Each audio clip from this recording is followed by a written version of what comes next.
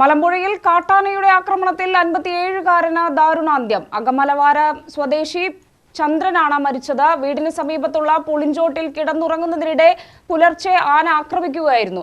രണ്ടുപേർ കൂടി ഒപ്പമുണ്ടായിരുന്നു. ഇവർ ഓടി രക്ഷപ്പെട്ടു. ആദിവാസി ഉന്നതിയിൽ താമസിച്ചിരുന്ന ചന്ദ്രനാണ് മരിച്ചത്. പുലർച്ചെ 3:30-യോടെയായിരുന്നു സംഭവം. കഠിനമായ ചൂട് കാരണം വീടിനു പുറത്തെ പുളിമരച്ചുവട്ടിൽ ഉറങ്ങുകയായിരുന്നു ചന്ദ്രനും മറ്റു രണ്ടുപേരും. ഇതിനിടയിലേക്കെത്തിയ കാട്ടാന ഇവർക്കുനേരെ പാഞ്ഞടുക്കുകയായിരുന്നു. ശബ്ദം കേട്ട് ഒപ്പമുണ്ടായിരുന്ന രണ്ടുപേർ ഓടി രക്ഷപ്പെട്ടെങ്കിലും ചന്ദ്രന് അപകടത്തിൽ നിന്ന് ഒഴിഞ്ഞു മാറാനായില്ല. ആനയുടെ ചവിട്ടേറ്റ ചന്ദ്രൻ സംഭവസ്ഥലത്തുതന്നെ മരിച്ചു. മുൻപ് മലമ്പുഴ സർക്കാർ ആശുപത്രിയിൽ താൽക്കാലിക ജീവനക്കാരനായിരുന്നു ഇദ്ദേഹം. പ്രദേശത്ത് കാട്ടാനകളുടെ ശല്യം സാധാരണയായി ഉണ്ടാകാറില്ലെന്നാണ് നാട്ടുകാർ പറയുന്നത്. ലക്ഷ്മിയാണ് ചന്ദ്രന്റെ ഭാര്യ. സുമ, സുമേഷ് എന്നിവരാണ് മക്കൾ. ചന്ദ്രനും ഭാര്യയും മകളുടെ വീട്ടിൽ പാലക്കാടാണ് താമസം. ഒരാഴ്ചയായി തറവാട്ടു വീട്ടിലേക്ക് വന്നതാണ്. ഇവിടെ സഹോദരിയാണ് താമസിക്കുന്നത്.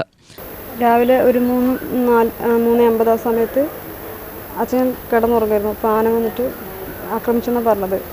വീട്ടിൽ നിന്ന് അച്ഛൻ എൻ്റെ വീട്ടിലായിരുന്നു. പിന്നെ അപ്പോൾ ഒരാഴ്ച നിൽക്കട്ടെ പറഞ്ഞിട്ട് ഞങ്ങളുടെ പെങ്ങളുടെ വീട്ടിലേക്ക് പോയതാണ്. അപ്പോൾ കുട്ടി രാവിലെ 3:50 വിളിച്ചിട്ട് എൻ്റെ അടുത്ത് പറഞ്ഞു, ചേച്ചി അപ്പാപ്പനെ ആന ആക്രമിച്ചു, അപ്പോൾ എന്താ ചെയ്യാന്നറിയില്ല പറഞ്ഞു. ആന വലിച്ചു കൊണ്ട് ഇടുന്നു കൊണ്ടുപോകുന്നു.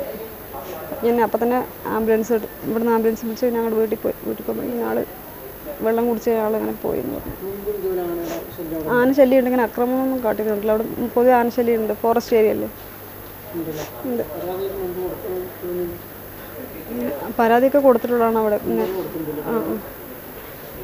പിന്നെ രാത്രി സമയത്ത് അവിടെ വാഹനങ്ങളൊന്നും എന്തെങ്കിലും സംഭവിച്ചു കഴിഞ്ഞാൽ ബുദ്ധിമുട്ടുള്ള സ്ഥലം കൂടിയാണ്. സംഭവമറിഞ്ഞ് വനം വകുപ്പ് പോലീസ് ഉദ്യോഗസ്ഥർ എത്തി മേൽനടപടികൾ സ്വീകരിച്ചു. ജില്ലാശുപത്രി മോർച്ചറിയിൽ സൂക്ഷിച്ച മൃതദേഹം നിയമപരമായ നടപടികൾക്ക് ശേഷം ബന്ധുക്കൾക്കു നൽകുമെന്ന് പോലീസ് അറിയിച്ചു. 2022 ജൂലൈയിൽ ധോണിയിൽ നടക്കാനിറങ്ങിയയാളെ കാട്ടാന ചവിട്ടിക്കൊന്നിരുന്നു. UTV news, Palakkad.